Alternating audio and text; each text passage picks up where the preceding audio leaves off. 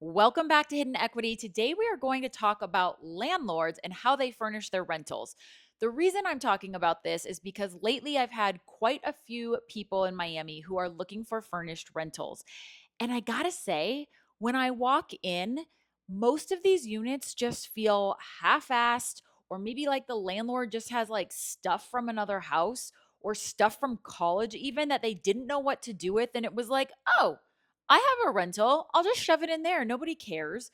Well, I have news for you. The thing is that when you furnish nicely, cohesively, everything matches. And it's not just like a table for 12 in a two-bedroom apartment that doesn't fit. True story. People feel that. And you might be located in the best unit, in the best building, in the best part of the city with the best views. But when they enter that unit, and it feels like hodgepodge together and just a whole bunch of shit that doesn't belong in there, but it all happens to fit in the unit, they are going to walk away or they're going to come in with a lowball offer. Now, just because you are a landlord and you have a rental property and you have furniture that you don't know what to do with, if it doesn't make sense to be in there, then you should get rid of it and buy new stuff. If you're going to be a landlord, it takes money to invest into your property to make sure that it stands out. And I've got to say, let's couple bad furniture with bad photos. You are going to be sitting on the market for quite some time. So it's really important to number one, choose pieces that make sense for the units. They are the correct size, and then they also coordinate and correlate with the other pieces in the unit. You can go to somewhere like American Furniture Warehouse or City Furniture in Miami and buy a bedroom set for a reasonable price rather than taking something that you maybe found at a garage sale and shoving it in there just because it was cheap. I understand that the goal is to make money, but you also have to remember that if you have a unit that blows someone away because a tenant, even though it's a short term lease, perhaps a long term lease, but a tenant is still operating from an emotional standpoint. Sometimes I think that's where the landlord falls short because a landlord is looking at it as an investment. The tenant is looking at it as a home. And those are two very different feelings because the landlord simply needs the numbers to work out on paper.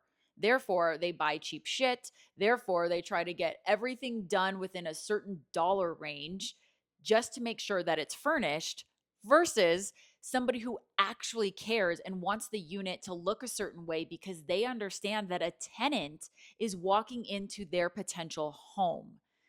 Now, I understand it's a rental and most people can see past some things and they're like, all right, whatever, I'll just settle with it. But like I said in the beginning of this video, you do not want that because you will be losing money. They are not willing to spend top dollar, even though it's a top building or a top view, for a unit that doesn't feel cohesive. So, another thing that's super important is you have to think about the types of tenants who are going to be looking. If you have single dudes who are coming in, you can't have a house decorated in pink, gold, white, glass. Like it needs to be less feminine, I guess would be what it is. Because as soon as a client sees pink dining room chairs, they're out, right? They want to see something that's going to reflect them. So if you plan on going and furnishing fresh, I highly suggest to make everything just a neutral color palette. So, you can go with like sage greens, you can go with blues, you can go with obviously white is great, but you also have to remember that white is going to get ruined. Um you just something a little bit more neutral and less glam. Like I am a glam girl. I want everything to be beautiful, but when certain people see that, it doesn't fit. And I'm literally dwindling my buyer pool simply by the decor. So I want you to think about that the next time that you decide to furnish something. You also need to remember that we're trying to capture that emotion, which means people are going to walk in and if they feel like they can live there, they are immediately going to submit that offer. And typically it has to do with the fact of how it's decorated. They obviously want to be in that location. They obviously like that area. So we don't have to worry about that because you already, as a landlord, made a really good decision for buying in that area. Now you have to kind of take off your landlord number analytical hat and put on the tenant hat and say, okay, if I were a tenant and I walked through this door, how would I feel? And on top of it, like, just as a business owner, like, you should have some standards.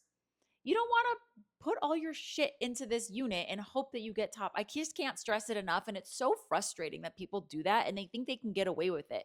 Because here I am, when I'm representing the tenant, I'm hearing everything they say and they're just laughing at this person. Like, do they honestly think that they're going to get $10,000 a month with shit that does not match, make sense? It doesn't fit in here? No, they're not going to.